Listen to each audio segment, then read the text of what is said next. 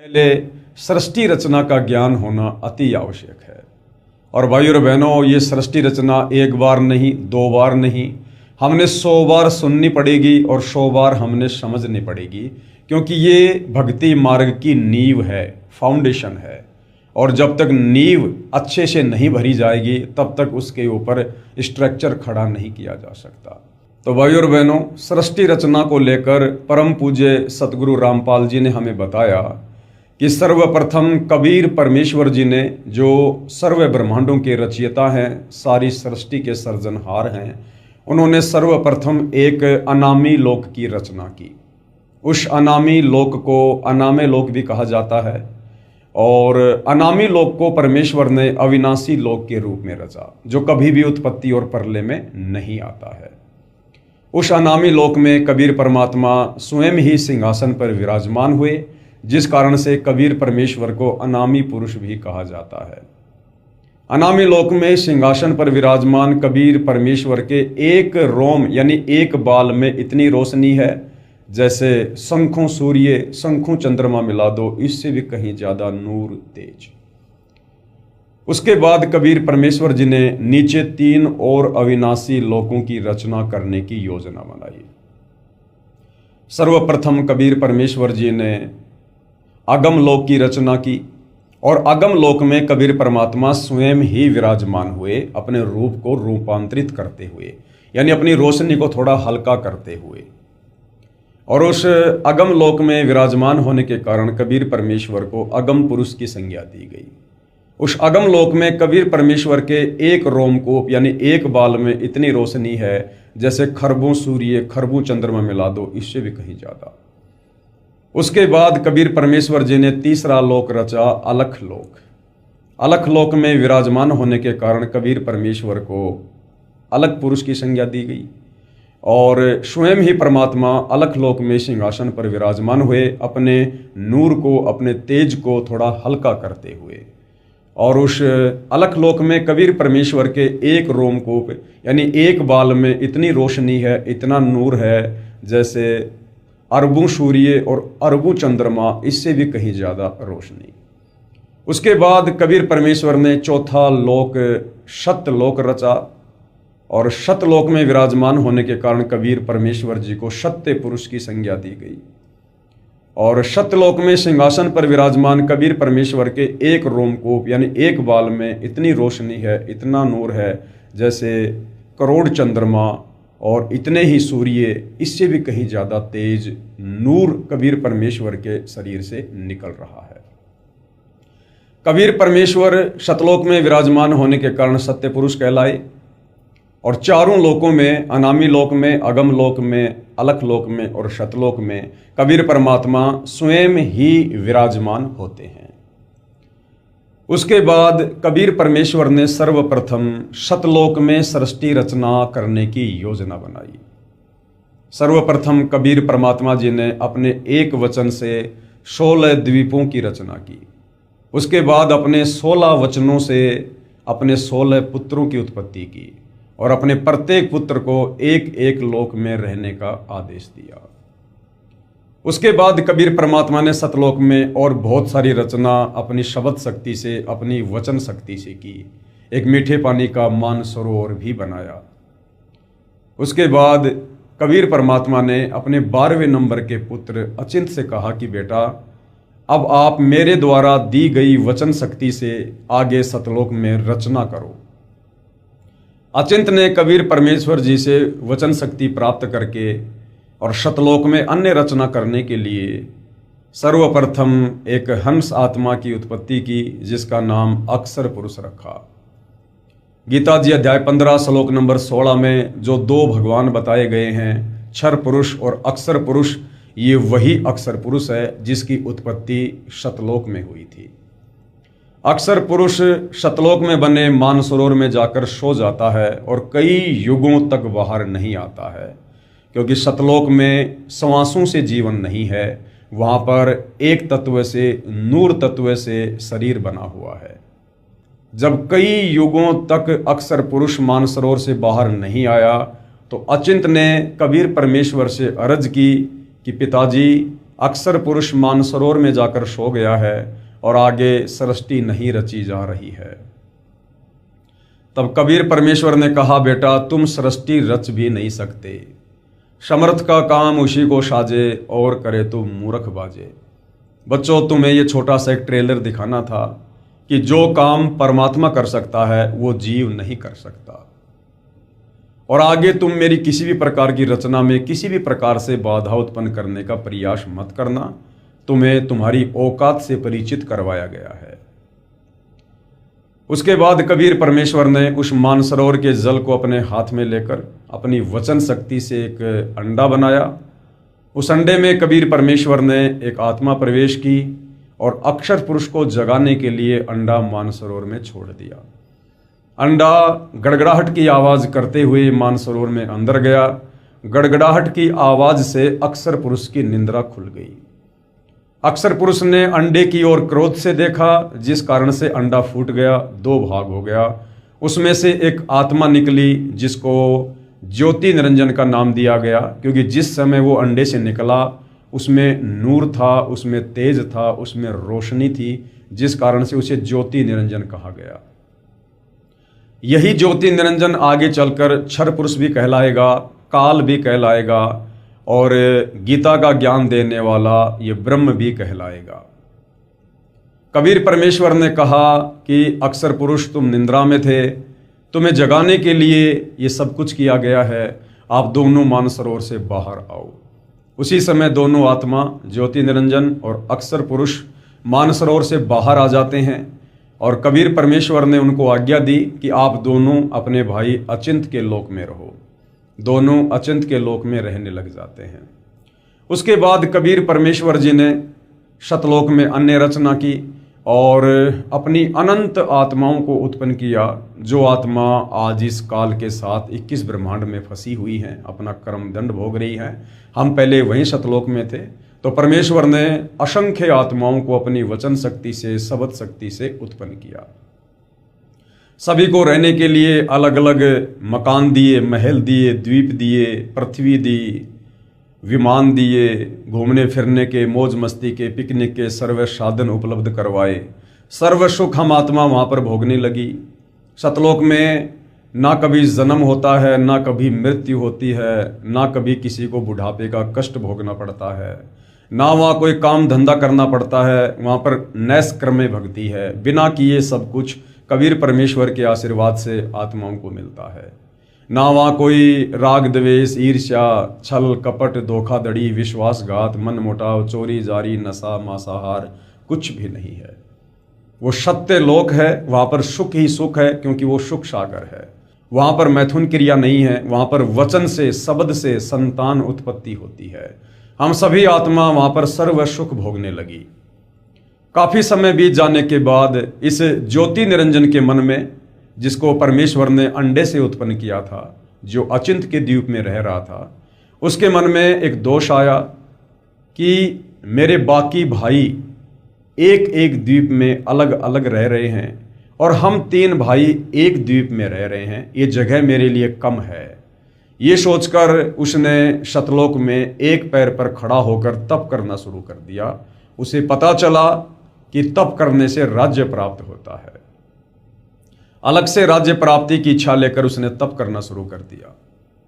और जिस समय यह तप कर रहा था, आज आप और हम जितने भी आत्माएं इस काल के 21 ब्रह्मांड में पड़ी हुई हैं, यहाँ लग 84 योनि में गधा कुत्ता सूअर बनकर अपना कर्म भोग रहे हैं। कभी नरक में जाते हैं थोड़े बहुत समय के लिए, कभी स्वर्ग में जाते हैं, कभी तपतशिला पर जाकर भूनकर खाए जाते हैं, नरक में जाते हैं। हम तमाम आत्माएं उस ज्योति निरंजन के चारों तरफ घूमने लग गए और हम उसकी प्रशंसा करने लग गए कि वाह क्या तप कर रहा है। कबीर परमेश्वर ने हम सभी आत्माओं को आकाशवाणी करके सावधान किया कि बच्चों, इस नादान की नादानी को मत देखो, ये अपने कर्म फोड़ रहा है, तुम्हें किस चीज़ की कमी है, तुम ऐश करो। हम नादान आत्माएं ऊपर से तो सावधान हो गए, परंतु अंदर से चाहत उस ज्योति निरंजन के प्रति ज्यों की त्यों बनी रही। अंतर्यामी कबीर परमेश्वर ने समझ लिया कि ये आत्माएं अब एक जीव के ऊपर आसक्त हो गई हैं और ये पतिव्रता पद से नीचे गिर चुकी हैं, अब इनको शतलोक में नहीं रखा जा सकता। जब इस ज्योति निरंजन ने 70 युग तप कर लिया, तब कबीर परमेश्वर ने कहा, भाई ज्योति निरंजन, आप ये तप क्यों कर रहे हो, ये हठ क्यों कर रहे हो, आपको क्या चाहिए? ज्योति निरंजन ने कहा, पिताजी मेरे लिए जगह कम है, मुझे अलग से जगह प्रदान कीजिए। कबीर परमेश्वर ने उसके 70 युग के तप के बदले शतलोक में 21 ब्रह्मांड दे दिए। जैसे कोई धनी सेठ साहूकार पिता अपने बच्चे को 21 जो है वो प्लाट दे देता है। इन 21 ब्रह्मांडों को प्राप्त करके ज्योति निरंजन बड़ा प्रसन्न हुआ, एक दूसरे ब्रह्मांडों में आता जाता खुशी मनाता। काफी समय बीत जाने के बाद उसके मन में आया कि खाली प्लाट का क्या करूंगा, इसमें कुछ रचना भी होनी चाहिए। उसके लिए रचना सामग्री प्राप्त करने हेतु ज्योति निरंजन ने फिर से तप करना शुरू कर दिया, और उसी प्रकार से हम सब आत्माएं इसके ऊपर आसक्त हो गई, इसके चारों तरफ घूमने लगे, इसकी प्रशंसा करने लगे। और ये ज्योति निरंजन हमसे कहा करता था कि भाई मैंने पिताजी से 21 ब्रह्मांड प्राप्त कर लिए हैं, क्या आप लोग मेरे साथ चलोगे? मैं वहाँ पर ऐसे ऐसे मनोरंजन के साधन बनाऊंगा, खेलने कूदने के साधन बनाऊंगा, बड़ी अच्छी मौज किया करेंगे, सर्व सुख भोगा करेंगे। हम नादान आत्मा कह दिया करती थी कि भाई अवश्य चलेंगे यदि पिताजी आज्ञा दे दे तो जब ये दूसरी बार तप कर रहा था तो कबीर परमेश्वर जी ने कहा, भाई ज्योति निरंजन, आपके तप के बदले मैंने आपको 21 ब्रह्मांड दे दिए, अब आपको और क्या चाहिए? ज्योति निरंजन ने कहा, पिताजी मुझे कुछ रचना की सामग्री दे दो, मैं कुछ रचना करना चाहता हूं। कबीर परमेश्वर ने कहा, ठीक है भाई, तुम्हारे बड़े भाई कूरम के पास में, जो कबीर परमेश्वर के 16 पुत्र हैं उनमें से जो सबसे बड़ा है कूरम, कहा कि कूरम के पास में ये रचना सामग्री है, आप मेरा नाम लेकर कूरम से जाकर ले लो। ज्योति निरंजन अपने बड़े भाई कूरम के पास जाता है और कहता है कि मुझे पिताजी ने भेजा है, कबीर परमात्मा जी ने, और मुझे रचना रचने की सामग्री चाहिए। कूरम ने कहा, भाई मैं पिताजी से आज्ञा प्राप्त कर लेता हूं, क्योंकि ये बहुत ही कीमती वस्तु है, ये तो मेरे और पिताजी के अलावा किसी को पता ही नहीं है। आप थोड़ा इंतजार करो, अगर पिताजी मुझे आज्ञा देंगे मैं आपको अवश्य दूंगा। ये कहकर कूरम समाधि लगाकर बैठ गया, यानी ध्यान द्वारा कबीर परमेश्वर जी से बात करने की कोशिश की। ज्योति निरंजन ने सोचा कि ये मेरे ऊपर विश्वास ही नहीं कर रहा, मैं कोई झूठ थोड़ी ना बोल रहा हूं। और इसने सोचा कि ना जाने अब ये कूरम समाधि से कब वापस आएगा।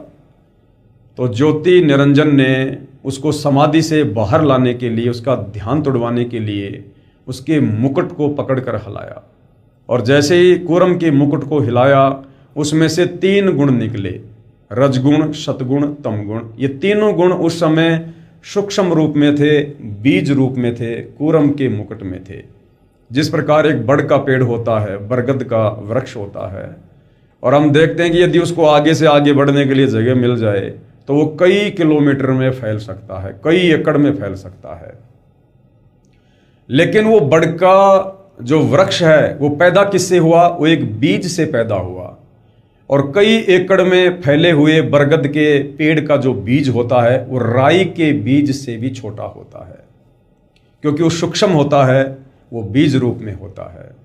इसी प्रकार ये जो 3 गुण ये कूरम के मुकुट में बीज रूप में थे, सूक्ष्म रूप में थे। जब ये 3 गुण उसके मुकुट से निकले तो ज्योति निरंजन बड़ा प्रसन्न हुआ। उसने सोचा इसमें और भी सामग्री होगी। उसने फिर से मुकुट हिलाया, फिर से 5 तत्व निकले, पृथ्वी, अग्नि, जल, वायु, आकाश। ये 5 तत्व भी कूरम के मुकुट में सूक्ष्म रूप में थे, बीज रूप में थे। इस सामग्री को प्राप्त करके ज्योति निरंजन वहां से चल देता है। उधर से कूरम कबीर परमेश्वर से कहता है कि परमात्मा, मैंने आपकी आज्ञा लेने के लिए समाधि लगाई, उसी समय ज्योति निरंजन ने मेरे साथ में बेअदबी की, और इस प्रकार से वो मेरे मुकुट से रचना रचने की सामग्री लेकर वो चला गया है। कबीर परमेश्वर ने कहा, कोई बात नहीं भाई, वो तुम्हारा छोटा भाई है, और बड़ों का काम होता है छोटों को क्षमा करना, और यदि उसने तुम्हारे साथ बेअदबी की है तो आज के बाद उसके लोक में कभी भी शांति नहीं रहेगी। घर घर में झगड़ा होगा, मनमुटाव होगा, खींचातान होगी। रचना सामग्री प्राप्त करके ज्योति निरंजन ने अपने 21 ब्रह्मांड में बहुत सारी रचना की। पहाड़, नदियां, झरने, पिकनिक, घूमने फिरने की जगह बनाई, काफ़ी इसने रचना की। और हम सभी आत्माओं को कहने लगा कि आप मेरे साथ चलोगे, मैंने बहुत बढ़िया रचना की है, हम बहुत अच्छी मौज करेंगे। हम तो पहले से ही तैयार थे, हमने कहा ठीक है भाई, अगर पिताजी आज्ञा दे देंगे हम अवश्य चलेंगे।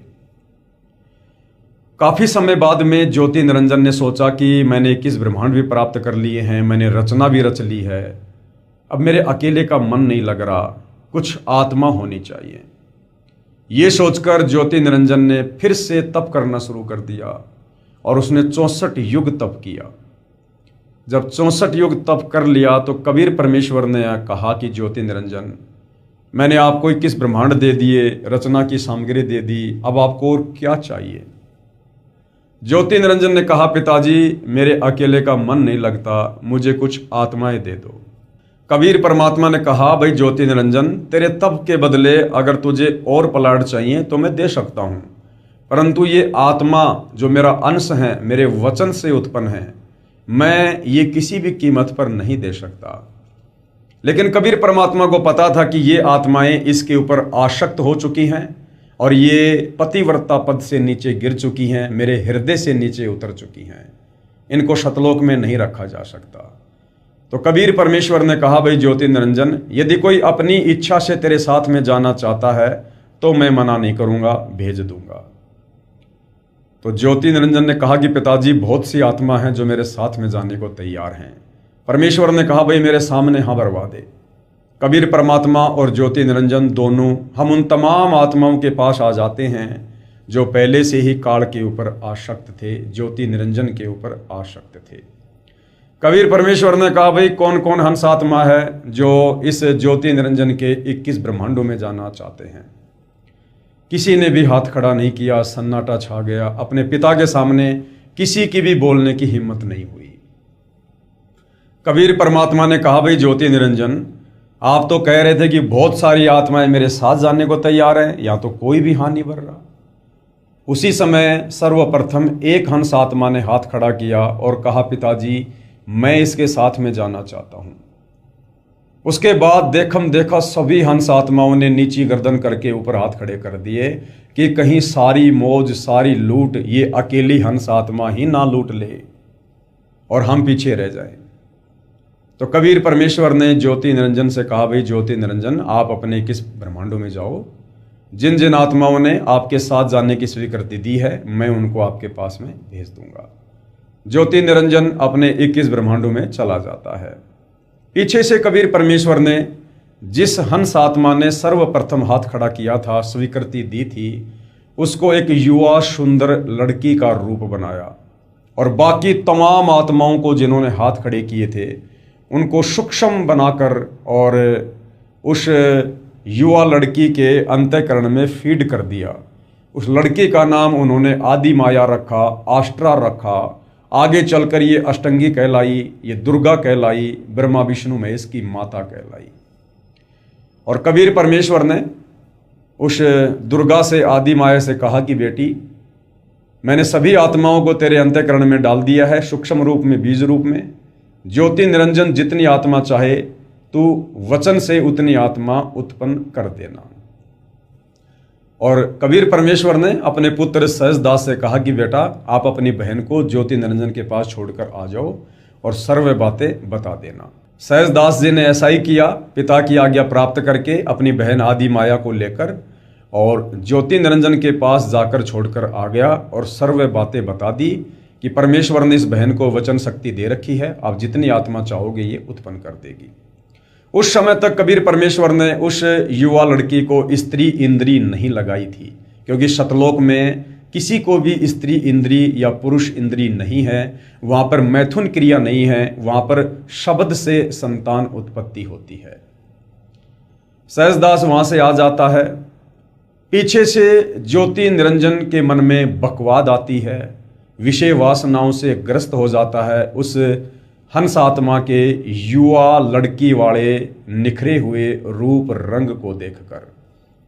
क्योंकि भाइयों और बहनों, इस ज्योति निरंजन ने सतलोक के विधान को तोड़कर और तप करके और कूरम के मुकुट से जो 3 गुण प्राप्त किए थे, रजगुण, सतगुण, तमगुण, उसमें ये रजोगुण से प्रभावित हो जाता है और रजोगुण के प्रभाव से इसके अंदर विषय वासना जागृत हो जाती है और ये दुर्गा के साथ में, आदि माया के साथ में शारीरिक संबंध बनाने के लिए ज़बरदस्ती करने का प्रयास करता है, अपने नाखूनों से स्त्री इंद्री लगाने का प्रयास करता है। उसी समय आदि माया दुर्गा कहती है कि भाई आप ऐसा ना करो, मेरे पास में पिता के द्वारा दी गई वचन शक्ति है, आप जितनी आत्मा कहोगे मैं उत्पन्न कर दूंगी। आप मेरे भाई हो, मैं आपकी बहन हूं। आपकी उत्पत्ति भी कबीर परमेश्वर के वचन से, अंडे से हुई है। उसके बाद उस परमेश्वर ने हमें भी अपने वचन से उत्पन्न किया है। आप मेरे बड़े भाई हो, मैं आपकी छोटी बहन हूं। और भाई बहन का ये दुष्कर्म महापाप का भागी होता है। लेकिन विषय वासनाओं से प्रभावित ज्योति निरंजन ने आदि माया दुर्गा की एक भी बात नहीं सुनी और अपने नाखूनों से स्त्री इंद्रिय लगा दी और उसके साथ जबरन शारीरिक संबंध बनाने का प्रयास किया और आलिंगन करने के लिए जैसे अपना मुंह खोला, उसी समय ये आदि माया दुर्गा सूक्ष्म रूप बनाती है और उसके मुख के माध्यम से उसके पेट में जाकर बैठ जाती है और वहाँ से कबीर परमेश्वर जी से अर्ज करती है कि हे पिताजी मेरी रक्षा करो। उसी समय कबीर परमात्मा अपने पुत्र जोगजीत, जिसको योग संताइन भी कहते हैं, उसका रूप बनाकर और काल के सामने 21 ब्रह्मांडों में प्रकट होते हैं और कहा कि भाई ज्योति निरंजन, आपने ये कर्म यहाँ पर नहीं करना था। इस सतलोक में ऐसा गंदा कर्म करने की सोच रखने वाले को भी यहाँ नहीं रखा जा सकता है। तुमने सतलोक का विधान तोड़ा है, इसलिए अब तुम सतलोक में नहीं रह सकते। मैं तुम्हें श्राप देता हूँ कि आज के बाद तेरा नाम काल होगा। और जैसे ही परमेश्वर ने अपने पुत्र जोगजीत के रूप में ये वचन फरमाए, उसी समय उसका चेहरा विकराल हो गया, काला कलूटा हो गया, ओछा माथा और लंबे लंबे दांत, विकराल उसका चेहरा हो गया। और कहा कि आज के बाद तू प्रतिदिन 1 लाख मानव शरीरधारी आत्माओं के सूक्ष्म शरीर से निकली वासना यानी उसके गंध मैल को खाया करेगा, ये तेरा भोजन होगा। और इसी समय तुझे सतलोक से देश निकाला दिया जाता है। सतलोक से 16 शंख कोस की दूरी पर आपको भेजा जा रहा है। इतना कहते ही इस ज्योति निरंजन के यानी काल के 21 ब्रह्मांड सतलोक से अलग होकर एक विमान की भांति चल पड़े। ज्योति निरंजन ने देखा कि बात तो बिगड़ चुकी है, मुझे मेरी गलती की सज़ा मिली है, लेकिन उसने सोचा कि मैं कोशिश करता हूँ, प्रयास करता हूँ किसी प्रकार से वापस सतलोक में रहा जाए। जब ये 21 ब्रह्मांड एक विमान की भांति जा रहे थे तो रास्ते में सहज दास, जो कि कबीर परमेश्वर का पुत्र है, उसका लोक आता है। ज्योति निरंजन यानी काल ने सहज दास से प्रार्थना की कि भाई पिताजी से अर्ज करके मुझे अपने लोक में रहने की अनुमति दिलवा दो। सहज दास ने कहा भाई मैं पहले पिताजी से अर्ज करूंगा, उनकी क्या मर्जी है, क्या आज्ञा है, उसके बाद बताऊंगा। सहजदास ने कबीर परमेश्वर जी के पास जाकर अर्ज की कि परमेश्वर आपका एक नौकर है काल ज्योति निरंजन, वो अपने 21 ब्रह्मांडों को मेरे लोक में उतारने की प्रार्थना कर रहा है। कबीर परमेश्वर ने कहा भाई सहजदास, मैं मन कर्म वचन से कहता हूँ, उसको बिल्कुल भी यहाँ पर नहीं रखना है, उसको जाने दो। सहजदास ने वापस आकर बता दिया भाई पिताजी बहुत नाराज हैं, आपने जो गलती करी है वो छोटी गलती नहीं है। अब बकवाद आपके मन में आई है तो सजा भी आप ही भोगोगे, आप यहाँ से चले जाइए, पिताजी की आज्ञा नहीं है। ज्योति निरंजन अपने 21 ब्रह्मांडों सहित वहाँ से चल पड़ता है और सतलोक से 16 शंख कोस की दूरी पर आकर ये 21 ब्रह्मांड कबीर परमेश्वर की वचन शक्ति से एक जगह स्थिर हो जाते हैं, रुक जाते हैं।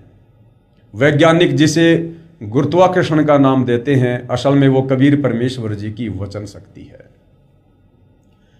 यहाँ स्थिर होने के बाद इस ज्योति निरंजन अर्थात काल ने दुर्गा से कहा कि दुर्गा, मुझे जो सजा मिलनी थी मिल चुकी है, अब मेरा कौन क्या बिगाड़ेगा, अब मैं मनमानी करूँगा। और इसने दुर्गा के साथ में फिर से ज़बरदस्ती करने का प्रयास किया, शारीरिक संबंध बनाने का प्रयास किया।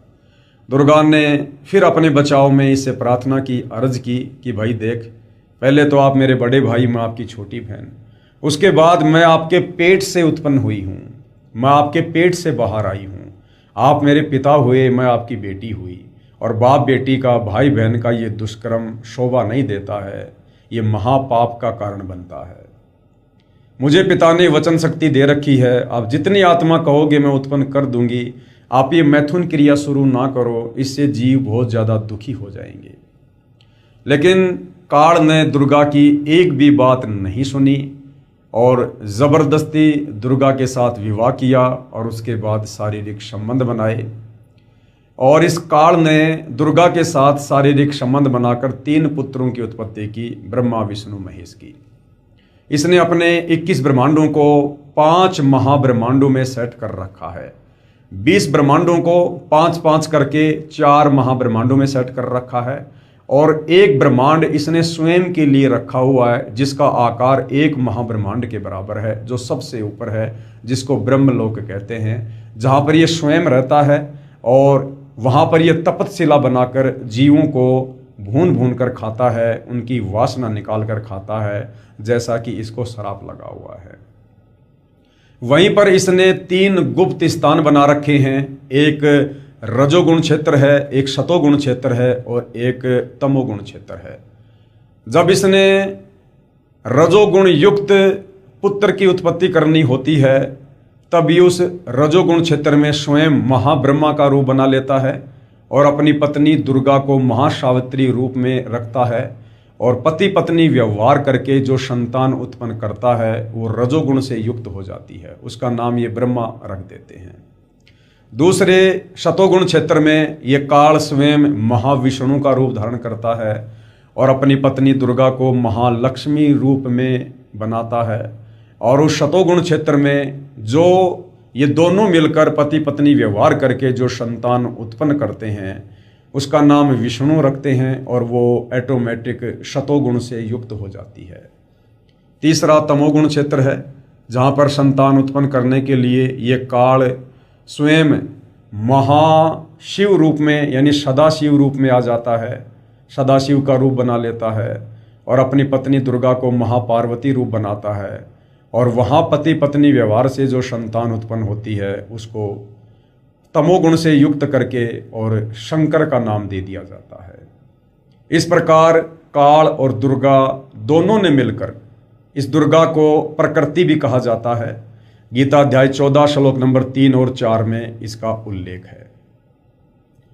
दुर्गा और काल ने 3 पुत्रों की उत्पत्ति की और तीनों को एक एक गुण से युक्त करके, और काल ने इन तीनों पुत्रों को नीचे जो है भेज दिया और दुर्गा के माध्यम से इनकी परवरिश का कार्यभार दुर्गा को सौंप दिया। ब्रह्मा जी को कमल के फूल पर अचेत अवस्था में लेटा दिया, श्री विष्णु जी को शेषनाग की सैया पर लेटा दिया और शंकर जी को कैलाश पर्वत पर लेटा दिया, और दुर्गा से कहा कि दुर्गा, मेरे आदेश अनुसार समय आने पर तुम इन तीनों को एक जगह इकट्ठा कर देना और तुम इन तीनों को समुद्र मंथन पर लेकर जाना। दुर्गा ने समय आने पर तीनों पुत्रों को सचेत कर दिया, कमल के फूल पर श्री ब्रह्मा जी को और शेषनाग की सैया पर श्री विष्णु जी को, कैलाश पर्वत पर श्री शंकर जी को। और जब श्री ब्रह्मा जी सचेत हुए तो उसी समय काल ने आकाशवाणी की कि तप करो, तप करो। ब्रह्मा जी ने देखा कि मुझे पानी के अलावा कहीं कोई जगह दिखाई नहीं दे रही, जमीन दिखाई नहीं दे रही, मैं तप कहाँ करूं, कैसे करूं। लेकिन काल का आदेश था, ब्रह्मा जी ने कमल के फूल पर ही वो तप किया। उसके बाद दुर्गा जी ने अपने तीनों पुत्रों को एक जगह अपनी शक्ति से इकट्ठा कर दिया और काल का आदेश प्राप्त करके तीनों को समुद्र मंथन पर लेकर गई। समुद्र मंथन में सर्वप्रथम 4 वेद निकले। काल के आदेश से दुर्गा ने चारों वेद अपने बड़े बेटे ब्रह्मा को दे दिए। वेदों की प्राप्ति से पूर्व ब्रह्मा अपनी माता दुर्गा से पूछा करता था कि माँ, हमारा पिता कौन है? तो दुर्गा कह देती थी कि बेटा, तुम्हारा पिता मैं ही हूँ, तुम्हारी माँ भी मैं ही हूँ। क्योंकि तीनों पुत्रों की उत्पत्ति करने के बाद इस काल ने दुर्गा को सख्त हिदायत दी थी कि दुर्गा, आज के बाद मैं प्रतिज्ञा करता हूँ किसी को भी अपने वास्तविक काल रूप में दर्शन नहीं दूंगा, क्योंकि मुझे प्रतिदिन 1,00,000 मानव शरीरधारी आत्माओं को खाने का श्राप लगा हुआ है। और यदि कोई मेरे इस रूप को देख लेगा या मेरे इस घटिया कर्म को देख लेगा तो वो कभी भी मेरी पूजा नहीं करेगा। और यदि मेरे तीनों बेटों को इस बात का पता चल गया तो ये कभी भी मेरे लिए संतान उत्पत्ति नहीं करेंगे, ये इस सृष्टि को चलाने में सहयोग नहीं देंगे। तो दुर्गा मेरी मजबूरी है, जिस कारण से अब मैं प्रतिज्ञा करता हूँ किसी को भी दर्शन नहीं दूंगा। और दुर्गा से कहा कि सर्व कार्य मेरे आशीर्वाद से तुम्हारे द्वारा होंगे, तुम्हें जब भी कोई आपत्ति आए तुम मेरा स्मरण करना, मैं तुम्हें सहयोग दूंगा। और कहा कि अब तुम इन तीनों को समुद्र मंथन पर लेकर जाओ और सर्वप्रथम 4 वेद निकलेंगे, इन चारों वेदों को आप ब्रह्मा जी को दे देना। ऐसा ही हुआ, दुर्गा तीनों पुत्रों को समुद्र मंथन पर लेकर गई और काल ने पहले से ही समुद्र में चारों वेदों को छुपा दिया था। जब समुद्र मंथन हुआ तो सर्वप्रथम 4 वेद निकले और 4 वेद ब्रह्मा जी को दे दिए। ब्रह्मा जी ने वेदों को पढ़ना शुरू किया तो ब्रह्मा जी को पता चला कि कोई और ब्रह्म है जो सशरीर है, साकार है, उसका तेजोमय शरीर है और उसकी प्राप्ति का ओम मंत्र है। ब्रह्मा ने वेदों को पढ़कर अपनी माता दुर्गा से कहा कि माता, इन वेदों में तो लिखा है कि हमारा पिता कोई और है, ब्रह्म है, वो साकार है, सशरीर है, उसका ओम मंत्र है। तो दुर्गा ने कहा कि बेटा, तुम्हारा पिता अवश्य है, लेकिन वो तुम्हें दर्शन नहीं देगा। अब अपनी माता दुर्गा के मुख से इस प्रकार की दोगली बातें सुनकर कि पहले तो कहा करती थी कि मैं ही तेरा पिता हूँ, मैं ही तेरी माँ हूँ, और अब मैंने वेदों को पढ़ा, मुझे पता चला कि कोई ब्रह्म है, मैं सवाल कर रहा हूँ, तो माता जी कह रही है कि बेटा तेरा पिता तो है लेकिन तुझे दर्शन नहीं देगा। ब्रह्मा जी को अपनी माता की बातों पर अविश्वास हो गया और कहा, माँ, मैं अपने पिता के दर्शन करूँगा। दुर्गा ने कहा, बेटा वो तुझे दर्शन नहीं देगा। बोला, माँ, मैं तो दर्शन करके ही दम लूँगा। दुर्गा ने कहा, यदि उसने दर्शन नहीं दिए तो तू क्या करेगा? तो ब्रह्मा ने कहा कि माँ, मैं आपको अपनी शक्ल नहीं दिखाऊंगा। ये प्रतिज्ञा करके ब्रह्मा जी उत्तर दिशा की ओर चल दिए, जहाँ पर अंधकार ही अंधकार था। और ब्रह्मा जी ने एकांत में बैठकर 4 युग तक समाधि लगाई अपने पिता के दर्शन करने के लिए, परंतु उसने तो पहले से ही प्रतिज्ञा कर रखी है कि मैं किसी को भी दर्शन नहीं दूंगा। उसके बाद काल ने आकाशवाणी की कि दुर्गा, सृष्टि क्यों नहीं रची जा रही है, जीवों की उत्पत्ति क्यों नहीं की जा रही है, मुझे प्रतिदिन 1,00,000 आत्माओं को खाने का श्राप लगा हुआ है। दुर्गा ने कहा कि सृष्टि कैसे रची जाएगी, तुम्हारा बड़ा बेटा ब्रह्मा तुम्हारी खोज करने के लिए समाधि लगाकर बैठा हुआ है। इस काल ने दुर्गा से कहा कि मैं उसको दर्शन नहीं दूंगा, उसे वापस बुलाओ। दुर्गा ने अपने शब्द से एक लड़की उत्पन्न की जिसका नाम गायत्री रखा और कहा, बेटी, अपने बड़े भाई ब्रह्मा को लेकर आ। गायत्री जाती है, देखती है ब्रह्मा समाधि में है। गायत्री ने दुर्गा से समाधि अवस्था में पूछा ध्यान लगाकर कि ये तो समाधि में है, इसको कैसे जगाऊं? तो दुर्गा ने कहा कि बेटी, उसके चरण स्पर्श कर, उसकी समाधि टूट जाएगी। गायत्री ने ऐसा ही किया, ब्रह्मा जी के चरण स्पर्श किए, ब्रह्मा जी का ध्यान भंग हुआ। आँख खोली तो गुस्से से कहा कि तू कौन उल्टा है जिसने मेरा ध्यान भंग कर दिया, मैं तुझे श्राप दूंगा। गायत्री ने कहा, भाई श्राप बाद में देना, पहले मेरी बात सुन ले, मुझे माता ने भेजा है, तुम्हारे बिना सृष्टि नहीं रची जा रही है, आप चलिए। ब्रह्मा ने कहा, गायत्री मैं कैसे चलूं, मुझे शर्म लगेगी, मैं माता से प्रतिज्ञा करके आया था कि जब तक पिता के दर्शन नहीं कर लूंगा मैं वापस नहीं आऊंगा, और मुझे पिता के दर्शन नहीं हुए। ब्रह्मा जी ने कहा कि गायत्री, एक शर्त पर मैं चल सकता हूँ, यदि तुम मेरी झूठी गवाही दे दो कि मेरे सामने ब्रह्मा जी को इसके पिता के दर्शन हुए। अब गायत्री की मजबूरी थी, क्योंकि दुर्गा का आदेश था कि अपने भाई को किसी भी प्रकार से लेकर आना है।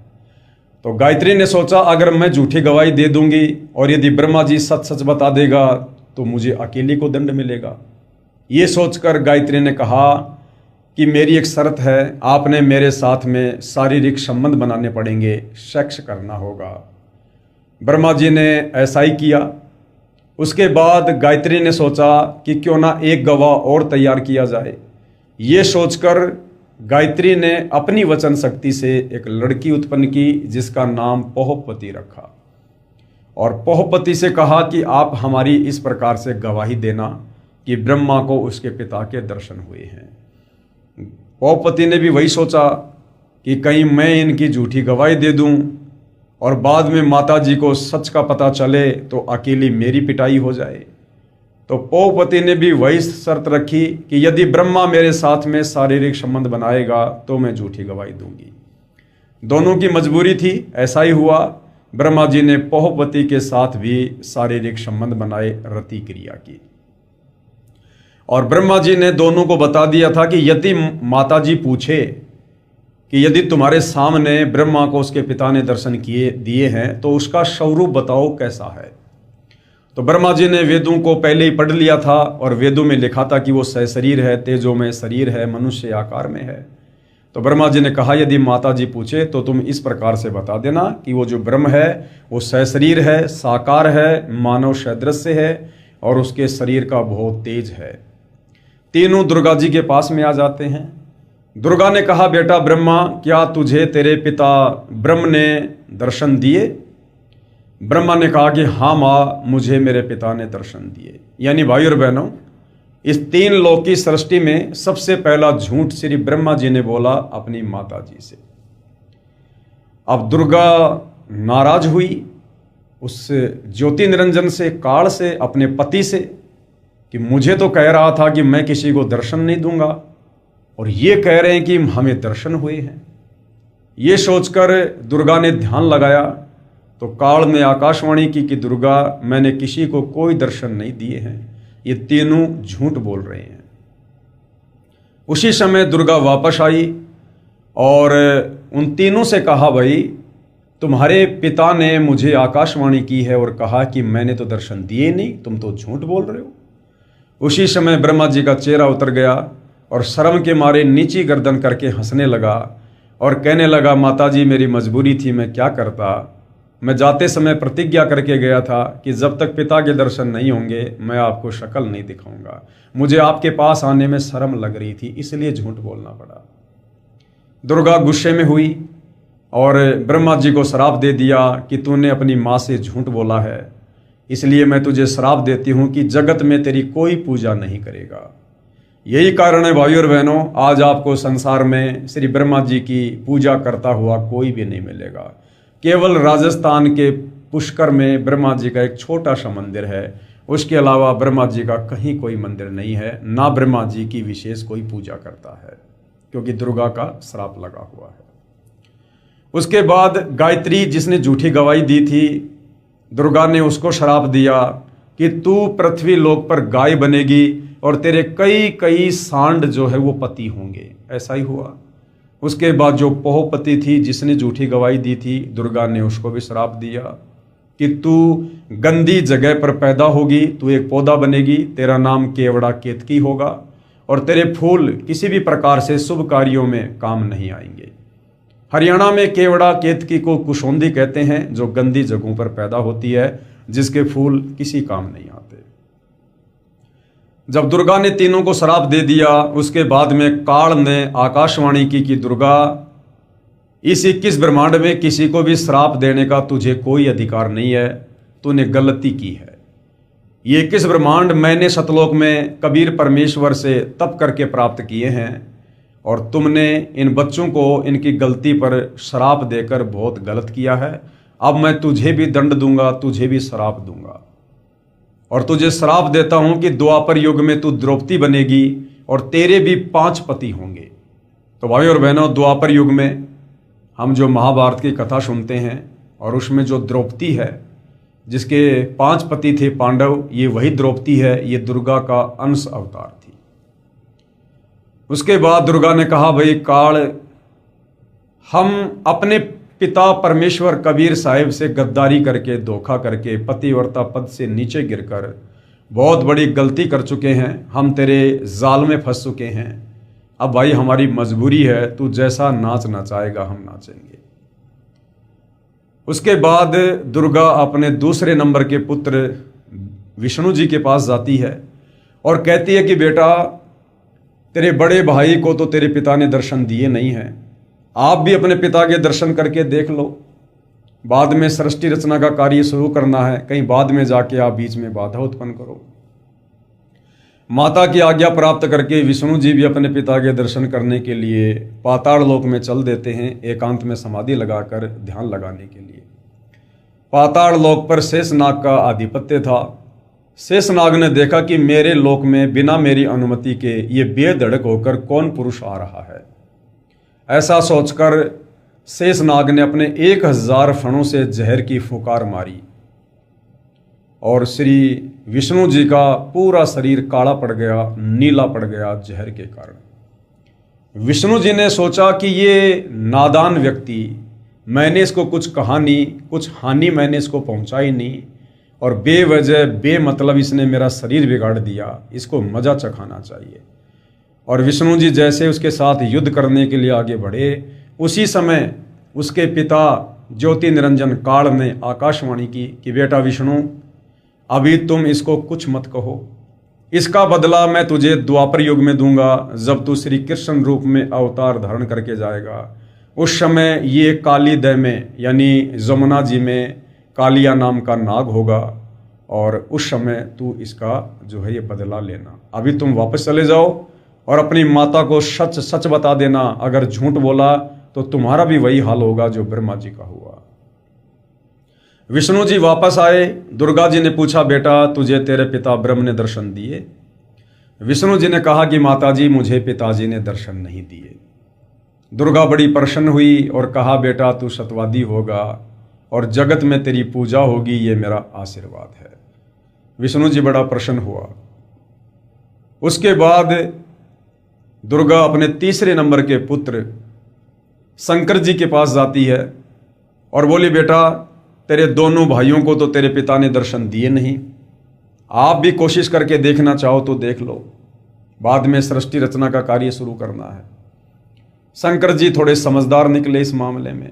शंकर जी ने कहा कि माता, जब मेरे दोनों बड़े भाइयों को मेरे पिताजी ने दर्शन नहीं दिए तो मैं भला प्रयास ही नहीं करूँगा, लेकिन माता मुझे एक वरदान दे दो, एक आशीर्वाद दे दो कि मैं अमर हो जाऊं, मैं मृत्युंजय हो जाऊं, मैं कभी ना मरूं। क्योंकि मरने से भाई और बहनों यहाँ सबको डर लगता है, और सतलोक में हम कभी मरा नहीं करते थे, सतलोक में हम अजरो अमर थे, सतलोक में हम मृत्युंजय थे, हम आत्मा रूप में थे, और आत्मा कभी नहीं मरती है, आत्मा अविनाशी है। दुर्गा ने कहा, बेटा ये वरदान मैं तुझे नहीं दे सकती, क्योंकि 21 ब्रह्मांड में जिसका जन्म हुआ है उसकी मृत्यु निश्चित है। हाँ, मैं तुझे एक विधि बता सकती हूँ जिससे तेरी उम्र तेरे दोनों भाइयों से कहीं ज़्यादा हो जाएगी। और दुर्गा ने विष्णु को 10वें द्वार में स्थिर होकर श्वासें रोककर ध्यान लगाने की विधि बता दी, क्योंकि हमारा जो शरीर है 21 ब्रह्मांड में, चाहे देवता हो चाहे मनुष्य हो, हमारा शरीर श्वासों पर आधारित है। गिनती की श्वासें परमेश्वर हमारे शरीर के अंदर डालते हैं, जितनी श्वासें हैं तब तक ये शरीर जीवित है, उसके बाद ये नष्ट हो जाता है। तो हम देखते हैं कि शंकर जी ज़्यादातर समय समाधि में रहते हैं। ये 10वें द्वार पर अपनी आत्मा को, अपने प्राणों को ले जाकर और ये श्वासें रोककर ध्यान लगाते हैं, जिससे इनकी उम्र ब्रह्मा जी और विष्णु जी से कहीं ज़्यादा है। उसके बाद में काल का आदेश प्राप्त करके और दुर्गा तीनों पुत्रों को समुद्र मंथन पर फिर से लेकर जाती है, और वहाँ पर दुर्गा कहती है कि भाई आप तीनों मेरे से शादी करो, सृष्टि की रचना करनी है, सृष्टि उत्पत्ति करनी है, जीवों की उत्पत्ति करनी है। तो तीनों ने कहा कि माता जी आप ये क्या कह रही हो, आप हमारी माँ हो, हम आपके पुत्र हैं, हम इस पाप को कहाँ लेकर जाएंगे। दुर्गा ने कहा, बेटा मैं तुम्हारी परीक्षा ले रही थी कि तुम इतने बड़े हट्टे कट्टे हो गए हो, जवान हो गए हो, तुम्हारे अंदर थोड़ा बहुत बुद्धि विवेक भी है या नहीं है। अब तुम ऐसा करो, समुद्र मंथन करो। उसी समय दुर्गा अपने 3 रूप बनाकर समुद्र में छुप जाती है, और उधर से ब्रह्मा विष्णु महेश को कहती है कि जो भी वस्तु निकले उसकी अलग अलग पहचान करके मेरे पास में लेकर आना। समुद्र मंथन हुआ। समुद्र मंथन में 3 लड़कियां निकली। तीनों लड़कियां दुर्गा जी के पास लेकर आई। दुर्गा ने कहा कि सर सबसे पहले कौन सी लड़की बाहर निकली। तो कहा कि ये वाली लड़की सबसे पहले आई। दुर्गा ने उसका नाम सावित्री रखा और उसकी शादी ब्रह्मा जी के साथ कर दी। दूसरे नंबर पर जो लड़की निकली उसका नाम लक्ष्मी रखा और श्री विष्णु जी के साथ में उसकी शादी कर दी। तीसरे नंबर पर जो लड़की निकली उसका नाम पार्वती रखा और शंकर जी के साथ शादी कर दी और अपने तीनों पुत्रों को आदेश दिया कि पुत्रों, अब तुम अपने अपने लोक में जाओ और प्यार प्रेम से रहो। माता की आज्ञा प्राप्त करके तीनों अपने अपने लोक में आ जाते हैं। उसके बाद ब्रह्मा जी से जीवों की उत्पत्ति होती है। सर्वप्रथम ब्रह्मा जी के पास जो वचन शक्ति थी, शब्द शक्ति थी, जो उसने 1000 वर्ष कमल के फूल पर उसने तप किया था, उस तप के बदले वचन शक्ति से ब्रह्मा ने शुरुआत में शब्द से संतानें उत्पन्न की, जो उनके मानस पुत्र कहलाए। और जब वचन शक्ति समाप्त हो गई उसके बाद में फिर ब्रह्मा जी के रजोगुण के कारण फिर ये मैथुन क्रिया शुरू हुई। शारीरिक संबंध बनाकर बच्चे उत्पन्न करने की ये प्रक्रिया शुरू हुई। तो ब्रह्मा जी के रजोगुण के कारण भाई और बहनों, तीनों लोकों में, पृथ्वी, पाताल और स्वर्ग, इन तीनों लोकों में श्री ब्रह्मा जी के रजोगुण के प्रभाव से हम संतान उत्पन्न कर रहे हैं। हमसे जबरदस्ती बाई फोर्स बच्चे उत्पन्न करवाए जाते हैं रजोगुण से प्रेरित करके, क्योंकि काल को प्रतिदिन 1 लाख मानव शरीरधारी आत्माओं के सूक्ष्म शरीर से निकली वासना को तपतशिला पर भून भून के खाने का श्राप लगा हुआ है। तो ये काल अपनी पत्नी दुर्गा के सहयोग से ब्रह्मा के माध्यम से जीवों की उत्पत्ति करवाता है रजोगुण से प्रेरित करके, और विष्णु जी के सतोगुण के प्रभाव से फिर आपस में सबको मोह ममता में बांध के रखता है। मेरा बेटा, मेरी बेटी, मेरी कार, मेरी कोठी, यहाँ पर स्थिति बनी हुई है। और फिर शंकर जी के तमोगुण के प्रभाव से जीवों का संहार होता है और इस प्रकार से ये काल अपना भोजन प्रतिदिन 1 लाख आत्माओं के रूप में तैयार करवाता है और दुर्गा प्रतिदिन 1.25 लाख जीवों की उत्पत्ति इस ब्रह्मा जी के माध्यम से रोजाना करवाती है।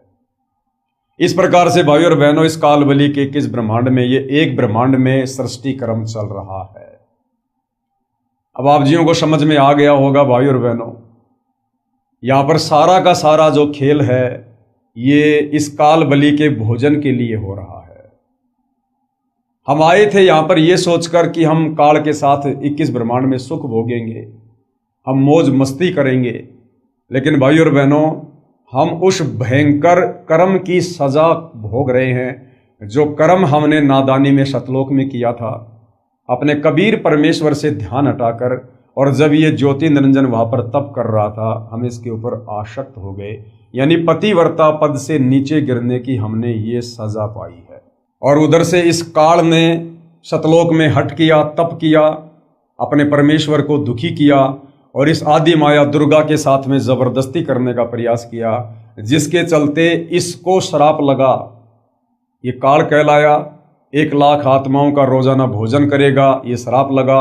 और 21 ब्रह्मांड सतलोक से 16 संकोश की दूरी पर स्थिर कर दिए गए, यानी सतलोक से देश निकाला दे दिया गया। तो भाइयों और बहनों, यहां पर हर प्राणी अपने कर्म का भोग भोग रहा है। अब भाइयों और बहनों, बाप बड़ा दयालु होता है, बड़ा रहनुमा होता है। कबीर परमेश्वर बड़े दयालु हैं, लेकिन वो अपने उसूलों के पक्के हैं, अपने वचन के पक्के हैं। हमें सर्व सुख सतलोक में मिल रहे थे, परमेश्वर फ्री में दे रहे थे, मुफ्त में दे रहे थे, परंतु वहाँ के संविधान के अनुसार यदि हमने गलती की है तो उसकी सजा भी देना उस परमपिता परमेश्वर का कर्तव्य है, उसका अधिकार है।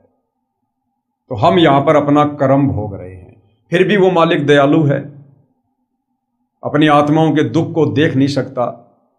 इसलिए जब हम काल के किस ब्रह्मांड में आकर अपना कर्म भोगते भोगते जब लक 84 योनि में जाने लगे, गधे कुत्ते सूअर बनने लगे, जंगल में जंगली जीव जंतु बनकर अपना कर्म भोगने लगे, शेर अन्य जानवरों को फाड़ फाड़ के जिंदा मार मार के खा रहा है, आत्मा रोती है, चीखती है, चिल्लाती है।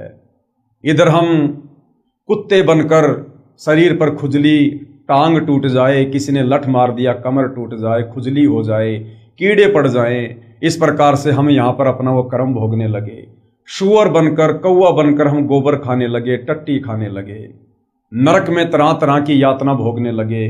तपतशिला पर जब ये काल हमें भून भून के खाता है तो आत्मा बेहोश हो जाती है, रो रो कर, चिल्ला चिल्ला कर, दुख भोग कर। इन तमाम हमारे कष्टों को देखकर, हमारी इस पुकार को सुनकर कबीर परमेश्वर दयालु परमात्मा हमारे ऊपर दया युक्त होकर सर्वप्रथम इस काल के 21 ब्रह्मांड में अपने पुत्र जोगजीत का रूप बनाकर आते हैं, जिस जोगजीत वाले रूप में कबीर परमेश्वर ने इस काल को श्राप दिया था। और उस तपतशिला पर आकर परमात्मा खड़े हो जाते हैं जहाँ पर जीव भूने जा रहे थे। जैसे ही परमात्मा वहाँ आए, वहाँ पर एकदम से शीतलता हो गई। वहाँ पर वो तपतशिला अवश्य जल रही है, लेकिन उस पर पड़े हुए हम प्राणियों को किसी प्रकार का कोई कष्ट नहीं हुआ। उसी समय वहाँ पर काल आ जाता है और काल ने देखा कि ये ज्योति निरंजन मेरा भाई थे परमात्मा, लेकिन वो पहचान नहीं पा रहा था। तो काल ने सोचा कि ये ज्योति निरंजन मेरा भाई यहाँ क्यों आया है, इसी ने तो मुझे सतलोक से बाहर निकाला था। तो ज्योति निरंजन काल ने कहा कि भाई जोगजीत, तू मेरे लोक में क्यों आया? यदि पिताजी का कोई आदेश है तो मुझे बता, वरना आज मैं तेरे साथ में झगड़ा करूंगा, तेरी पिटाई करूंगा। तेरे कारण मैं यहाँ इतना दुख भोग रहा हूं। तो कबीर परमेश्वर जो अपने पुत्र जोगजीत के रूप में थे, उन्होंने कहा कि भाई, अरे इन नादान आत्माओं ने तेरे साथ में आके अरे क्या गलती कर दी। इन्होंने ये सोचकर तेरा साथ दिया था कि ये सुख भोगेंगे, और नादान तूने इनकी क्या हालत कर दी है। सतलोक में रहने वाले इन हंसों को तूने कौवा बना के छोड़ दिया, किसी को गधा कुत्ता शुअर बना दिया, नरक में कष्ट भोग रहे, किसी की टांग काट दी, किसी की आंख फोड़ दी, लड़ाई झगड़े में मर रहे हैं, लड़ाइयाँ कर करके मर रहे हैं। सतलोक में स्वतंत्र रहने वाले आज 100 गज के, 50 गज के उस प्लाट के लिए दिन रात मारा मारी कर रहे हैं, एक एक खुड के लिए, एक एक इंच जमीन के लिए मर रहे हैं, लड़ रहे हैं। तो ज्योति निरंजन ने कहा कि फालतू की बात ना कर, अगर कबीर परमेश्वर का कोई आदेश है तो बता, वरना आज तेरी खैर नहीं है। तो जोगजीत रूप में परमात्मा ने कहा कि भैया मैं नीचे जाऊंगा, मुझे परमात्मा ने भेजा है, और इन जीवों को सृष्टि रचना बताऊंगा, तेरा पूरा पाखंड समझाऊंगा जो तूने इनको भुला दिया है। तूने इनको जीव श्रेणी में लाके खड़ा कर दिया है, इनकी तमाम याददाश्त तूने डिलीट कर दी हैं।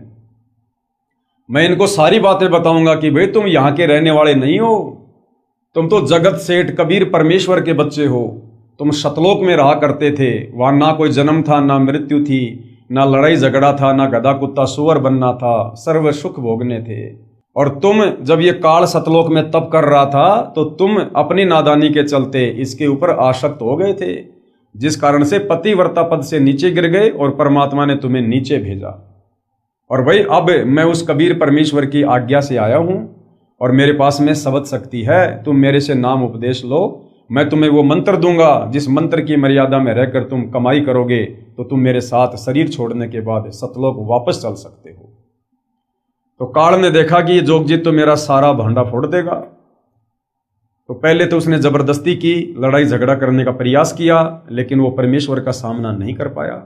बाद में चापलूसी करने लगा और कहा कि परमात्मा जी, आप तो सर्वशक्तिमान हो, सर्वज्ञ हो, मेरे बड़े भाई हो, आप तो मेरा पिता तुल्य हो, आप मुझे कुछ वरदान दो, जैसे कबीर परमेश्वर ने मुझे वरदान देकर ये 21 ब्रह्मांड दिए हैं, आप भी मुझे कुछ वरदान दो। तो जोगजीत रूप में कबीर परमेश्वर ने कहा भाई मांग क्या मांगता है।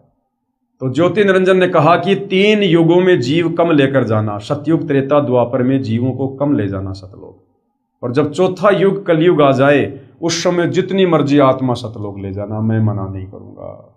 और किसी के साथ जबरदस्ती मत करना, बाई फोर्स मत लेकर जाना, आप नीचे जाकर अपना ज्ञान देना, अपना विधान बताना। जो आपकी आज्ञा में रहकर भक्ति करेगा, आपकी बात मानेगा, वो आपका, और जो आपके ज्ञान को स्वीकार नहीं करेगा वो मेरे जाल में रहेगा। और भी बहुत सारे वचन थे जो कबीर परमेश्वर जी से काल ने मांगे थे और परमात्मा ने उसको स्वीकृति दी थी। तो भाइयों और बहनों, कहने का मतलब है आप और हमें यहाँ पर मात्र एक मनुष्य जन्म मिलता है जब हम 1,84,000 योनि का चक्कर काट लेते हैं। यानी जब हम गधे कुत्ते सुअर कीट मक्खी मच्छर जिराफ भेड़िया हाथी लोमड़ी गधे सुअर ये तमाम प्रकार के जो चारों खानियों में 84 लाख प्रकार के जीवों के शरीर हैं, इतने कष्ट भोगने के बाद परमात्मा के विधान अनुसार ये काल हमें एक मनुष्य जन्म देता है, एक मनुष्य जन्म।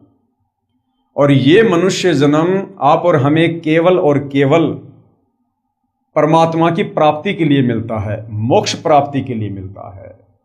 क्योंकि मनुष्य जन्म में हम भक्ति कर सकते हैं, हम भक्ति को समझ सकते हैं, हम पढ़ सकते हैं, लिख सकते हैं, हम विचार कर सकते हैं, सलाह ले सकते हैं, सलाह दे सकते हैं, चिंतन मनन कर सकते हैं। अन्य योनियों में ये सुविधा नहीं है। आप अपने घर की भैंस या गाय को कहो कि राम राम जपो, या मैं आपको रामायण का पाठ पढ़ाता हूँ, सुनो, आप भी भक्ति करो, उनको इन बातों से कोई लेना देना नहीं है। उनकी भाषा भी भिन्न है और उनके अंदर वो विशेष बुद्धि नहीं है जो विशेष बुद्धि कबीर परमेश्वर के आशीर्वाद से इस मनुष्य जन्म में स्त्री या पुरुष के शरीर में आप और हमें मिली है। अब भाई और बहनों, वो दयालु परमात्मा, अगर वो परमात्मा दया ना करता तो ये काल हमें एक मनुष्य जन्म भी ना देता। जिस प्रकार इसने 84 लाख प्रकार के जीव बना रखे, ऐसे ही एक नस्ल और बना देता, हमें ये कभी भी मनुष्य जन्म ना देता। और यदि हमें मनुष्य जन्म नहीं मिलता तो हम कभी भी परमात्मा की भक्ति को नहीं समझ सकते थे। परमात्मा सतलोक से आकर हमें कभी भी भक्ति नहीं समझा सकते थे और हम सदा सदा के लिए काल के लोक में कष्ट भोगने के लिए ही रह जाते। तो ये दया भी कबीर परमेश्वर ने हम नीचों पर पहले ही कर दी थी। वो बड़ा दयालु है। परमात्मा ने सतलोक में इसको पहले ही 1 लाख मानव शरीरधारी आत्माओं के शरीर से निकली वासना को खाने का श्राप दे दिया, जिस कारण से मानव जन्म देना इस काल की मजबूरी हो गई अपने भोजन के लिए। यानी परमेश्वर ने इसको 1 लाख गधे की आत्माओं से वासना निकालकर खाने का श्राप नहीं दिया, मनुष्य मानव शरीरधारी आत्माओं के शरीर से निकली वासना, जिस कारण से भाई और बहनों ये अपने भोजन के लिए मजबूरी वश अपनी भूख को शांत करने के लिए ये एक मनुष्य जन्म आत्मा को देता ही देता है, 184 योनियां भोगने के बाद। और इसी मनुष्य जन्म में वो कबीर परमात्मा सतलोक से चलकर गति करके यहाँ पर तत्वदर्शी संत का रूप बनाकर, सतगुरु का रूप बनाकर, जगत गुरु बनकर आप और हमें वापस सृष्टि की रचना का ज्ञान देते हैं, धर्म शास्त्रों से हमें सच्चाई बताते हैं। वेदों में जो सृष्टि रचना लिखी है, गीता में लिखी है, वो ज्ञान हमें परमात्मा इसी मनुष्य जन्म में देते हैं कि बच्चों, तुम यहाँ पर जेल काट रहे हो, तुम यहाँ पर कष्ट भोग रहे हो, क्योंकि तुमने सतलोक में बहुत बड़ी गलती की थी।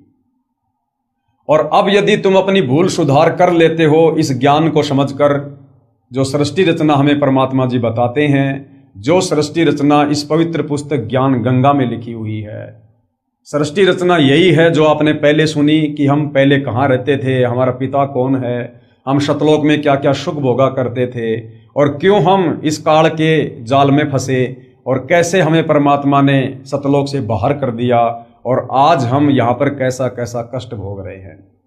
और कबीर परमेश्वर फिर कहते हैं कि बच्चों, अब तुम मेरे से नाम उपदेश लो और उस भक्ति की कमाई करो जो भक्ति तुम यहाँ पर लेकर आए थे, लेकिन काल ने तुम्हारी वो भक्ति नष्ट करवा दी। अब मैं तुम्हें फिर से वो सार नाम दूंगा, सतनाम दूंगा, सार शब्द उपलब्ध कराऊंगा, जिससे तुम फिर से भक्ति के धनी होकर और मेरे साथ अपने वास्तविक लोक घर सतलोक में चल सकते हो, जहां तुम्हें फिर से सर्व सुविधा मुफ्त में उपलब्ध होगी। और जो आत्माएं मनुष्य जन्म प्राप्त करके और बड़े सौभाग्य से तत्वदर्शी संत की शरण प्राप्त करके यदि उनके ज्ञान पर विश्वास कर लेती हैं, उनके द्वारा दी गई भक्ति मर्यादा में रहकर करती हैं, तो परमेश्वर उन अपनी प्यारी आत्माओं को वापस इस काल के कर्म बंधनों से छुड़वाकर और सतलोक ले जाते हैं। इसीलिए कहते हैं भाई और बहनों, ये मानव जन्म दुर्लभ है, मिले न बारंबार, जैसे पेड़ से पत्ता टूट जाए वापस नहीं लगता डार। 184 योनियां भोगने के बाद हमें एक मनुष्य जन्म मिलता है, केवल परमात्मा प्राप्ति के लिए। अरे बाकी बच्चे पैदा करना, विषय वासनाओं में ग्रस्त रहना, 2 टाइम की रोजी रोटी के लिए सारा दिन मारा मारी में लगे रहना, अंत में मर जाना, ये काम तो पशु पक्षी भी करते हैं, जानवर भी करते हैं। मोह ममता उनके अंदर भी है, लड़ाई झगड़ा, राग द्वेष ईर्ष्या उनमें भी सब कुछ ज्यों का त्यों है। तो ये मनुष्य जन्म हमें परमात्मा के आशीर्वाद से केवल उसकी प्राप्ति के लिए मिलता है, अपनी आत्मा का कल्याण करवाने के लिए मिलता है, मोक्ष करवाकर सतलोक जाने के लिए मिलता है। तो भाई और बहनों, इस प्रकार से इस काल की ये 21 ब्रह्मांड की सृष्टि चल रही है। अपने 20 ब्रह्मांडों को ये खाली रखता है। एक ब्रह्मांड में अपने भोजन के लिए अपने 3 पुत्रों ब्रह्मा विष्णु महेश के माध्यम से ये जीवों की उत्पत्ति करवाता है। ब्रह्मा जी रजोगुण के प्रभाव से जीवों को संतान उत्पन्न करने के लिए प्रेरित करता है, जिससे आप और हम बेटा बेटी उत्पन्न करते हैं। विष्णु जी के सतोगुण के प्रभाव से आपस में प्यार प्रेम मोह ममता में हम घर परिवार में बंधे रहते हैं। और फिर शंकर जी के तमोगुण के कारण किसी भी प्रकार से जीव का अंत होता है। और फिर हम सर्वप्रथम मरने के बाद में हमारा स्थूल शरीर, ये हाड़ मांस का चोला तो यहीं रह जाता है।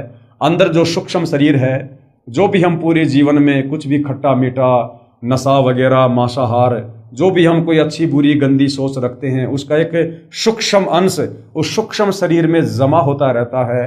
फिर सूक्ष्म शरीर में ये प्राणी सबसे पहले काल की तपतशिला पर जाता है और वहां पर यह काल सूक्ष्म शरीर को उस तपतशिला पर भून भून कर उसकी वासना निकालता है। सूक्ष्म शरीर में हम मरते नहीं हैं, लेकिन पीड़ा बहुत असहनीय होती है। इस प्रकार से भाई और बहनों, इस काल की ये सृष्टि चल रही है। हम यहाँ पर अपनी गलती की सजा काट रहे हैं। जिसको ये सृष्टि रचना समझ में आ जाती है और जो तत्वदर्शी संत, जो स्वयं कबीर परमात्मा ही सतलोक से चलकर तत्वदर्शी संत की भूमिका करते हैं, जगत गुरु बनकर हमें ज्ञान समझाते हैं, जो उनकी बातों पर अमल कर लेता है, विश्वास कर लेता है और एक नेक नीति ईमानदारी का जीवन जीकर भक्ति सफल करता है, उसको परमेश्वर अंत समय में गीता अध्याय 18 श्लोक 62 के अनुसार उस परम धाम, उस अविनाशी धाम सतलोक में ले जाते हैं। उस आत्मा का पूर्ण मोक्ष हो जाता है। तो भाई और बहनों, इस प्रकार से इस काल के 21 ब्रह्मांड परमात्मा जी ने सेट किए। उसके बाद में वापस हम सतलोक चलते हैं। सतलोक में जो अक्षर पुरुष है, जो मानसरोवर में जाकर सो गया था, जिसको जगाने के लिए परमात्मा ने अंडे में वो आत्मा प्रवेश की थी, जो ज्योति निरंजन कहलाया, जो अब 21 ब्रह्मांड में काल कहला रहा है। और परमात्मा ने कहा था कि तुम दोनों ज्योति निरंजन और अक्षर पुरुष अपने भाई अचिंत के लोक में रहो। तो जो अक्षर पुरुष था, बाद में अक्षर पुरुष के मन में भी दोष आया, जो उस समय सतलोक में ही था, और उसने भी सोचा कि मैं भी अलग से राज्य प्राप्त करूं, जैसे कि मेरे साथी ज्योति निरंजन ने अलग से 21 ब्रह्मांड प्राप्त किए थे। और अक्षर पुरुष ने सतलोक में भक्ति करते करते अपने साथी ज्योति निरंजन की याद में चिंतित रहना शुरू कर दिया और रह रहकर विचार करने लगा, व्याकुल रहने लगा। उस अपने साथी ज्योति निरंजन की याद में खोया खोया सा रहता था कि काश मैं भी उसके साथ चला जाता तो आज मैं भी वहां पर सुख भोग रहा होता। लेकिन आप और हम यहाँ क्या सुख भोग रहे हैं भाई और बहनों, गधे कुत्ते सुअर बनकर नरक में तपतशिला पर, ये आप और हमें पता है, लेकिन इन बातों का उन्हें नहीं पता। जिस कारण से वो अपने साथी ज्योति निरंजन की याद में व्याकुल रहने लगा और सोचा काश मैं भी उसके साथ चला जाता तो शायद सतलोक से भी कहीं ज्यादा सुख भोगता। ये सोचकर वो चिंतित रहने लगा और अपने साथी की याद में खोया खोया रहने लगा। उधर से बहुत सारी आत्माएं जो पहले इस काल के कहने पर उसके 21 ब्रह्मांड में जाने के लिए स्वीकृति नहीं दे पाई, उन आत्माओं के मन में भी विचार आया कि हो सकता है जितनी भी आत्माएं हाथ खड़ा करके और उस ज्योति निरंजन के साथ 21 ब्रह्मांड में गए हैं, भाई वो तो बहुत सुख भोग रहे होंगे और भाई काश हम भी हाथ खड़ा कर देते तो आज हम भी ना जाने वहां पर सुख भोगते। उनके मन में भी दोष। कबीर परमेश्वर अंतर्यामी थे, उनको पता था कि ये आत्माएं भी अब सतलोक में रहने के योग्य नहीं हैं, ये भी पतिव्रता पद से नीचे गिर चुकी हैं। तो जब ये अक्षर पुरुष सार नाम का जाप भी करता था और अपने साथी ज्योति निरंजन की याद में व्याकुल भी रहता था, तो कबीर परमेश्वर ने इससे पूछा कि भाई अक्षर पुरुष, आप इतने चिंतित क्यों रहते हो, इतने व्याकुल क्यों हो, क्या बात है भाई, आपको किस चीज की कमी है? तो अक्षर पुरुष ने कहा कि पिताजी मुझे भी अलग से कुछ राज्य प्रदान कर दीजिए। परमात्मा ने उसे 7 शंख ब्रह्मांड दे दिए, 7 शंख ब्रह्मांड। और सतलोक में अन्य जितनी भी आत्मा थी जो ज्योति निरंजन के साथ हाथ खड़ा करके उसके 21 ब्रह्मांड में नहीं जा पाई थी, लेकिन बाद में मन में दोष आ गया था, वो तमाम आत्माएं उस अक्षर पुरुष की व्याकुलता पर फिदा हो गई। जैसे हम पहले ज्योति निरंजन के उस एक पैर पर खड़ा होकर तप पर आसक्त हो गए थे, ऐसे ही सतलोक में बाकी आत्माएं उस अक्षर पुरुष की व्याकुलता पर फिदा हो गई। परमेश्वर ने देखा कि ये सब पतिव्रता पद से नीचे गिर चुके हैं।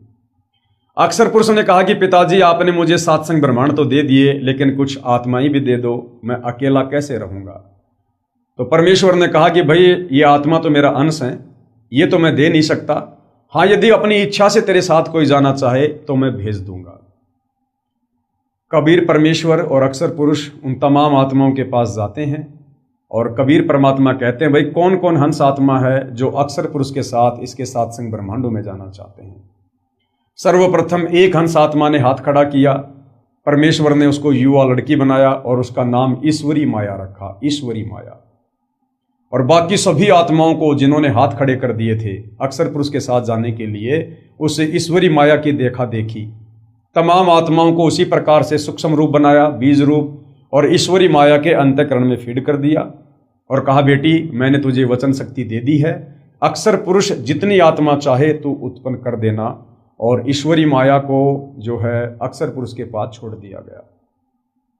उस समय तक परमेश्वर ने ईश्वरी माया को भी स्त्री इंद्री नहीं लगाई थी और परमात्मा ये देखना चाहते थे कि क्या अक्षर पुरुष भी वही गलती करेगा जो गलती ज्योति निरंजन ने काल ने की थी, क्या ये भी जबरदस्ती करेगा।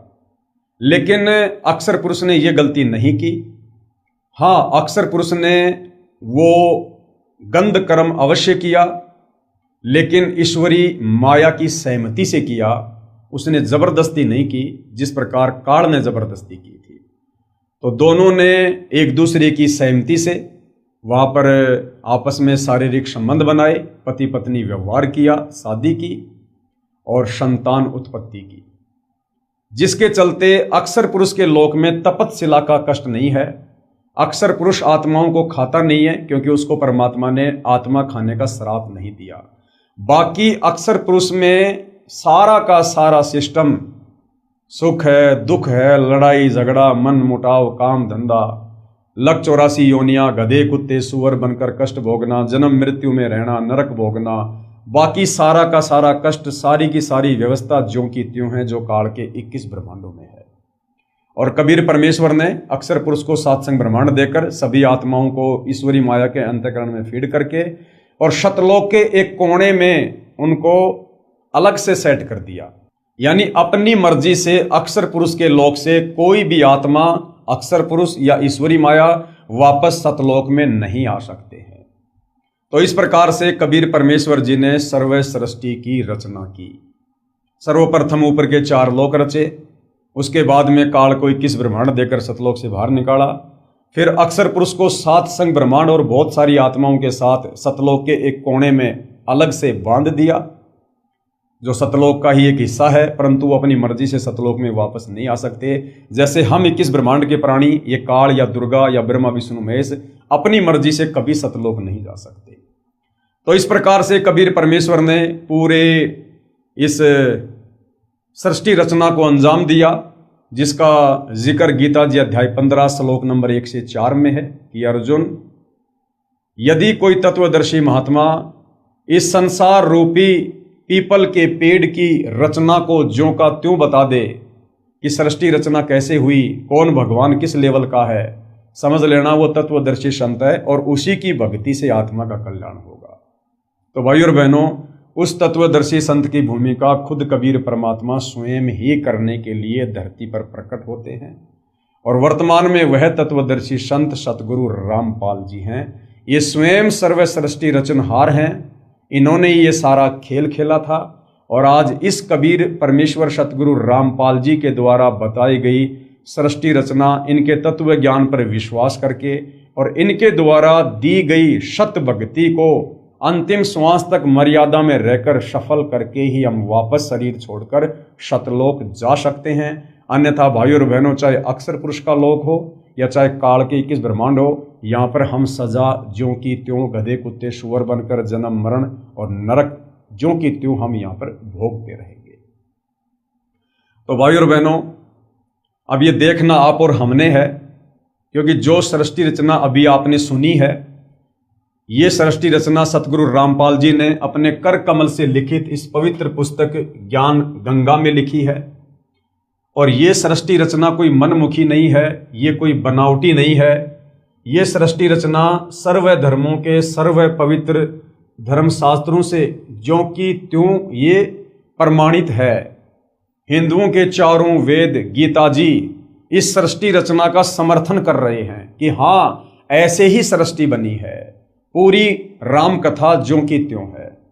मुसलमानों की चारों कतेब तौरात जबूर इंजिल कुरान शरीफ कुरान मजीद इस सृष्टि रचना का ज्यों का त्यों समर्थन कर रही हैं। ईसाइयों की बाइबल जिसमें परमेश्वर को साकार सशरीर कहा गया है, जिसने 6 दिन में सृष्टि रची, 7वें दिन सतलोक में सिंहासन पर जा विराजा, इस सृष्टि रचना का समर्थन कर रही है बाइबल। सिखों का गुरु ग्रंथ साहिब इस सृष्टि रचना का ज्यों का त्यों समर्थन कर रहा है। और भाई और बहनों, यही सृष्टि रचना बताने के लिए, यही ज्ञान हम नादानों को समझाने के लिए, हमारी भूल को सुधरवाने के लिए, हमारी गलती हमें याद दिलाने के लिए, वो सारी सृष्टि का मालिक सर्व ब्रह्मांडों का रचयिता कबीर परमात्मा इस मृत लोक में काल के किस ब्रह्मांडों में एक मनुष्य की भांति यहाँ पर संत बनकर लीला करता है, हमें ज्ञान सुनाता है, हमें सृष्टि रचना से परिचित कराता है और हमें वापस सतलोक चलने की प्रार्थना करता है।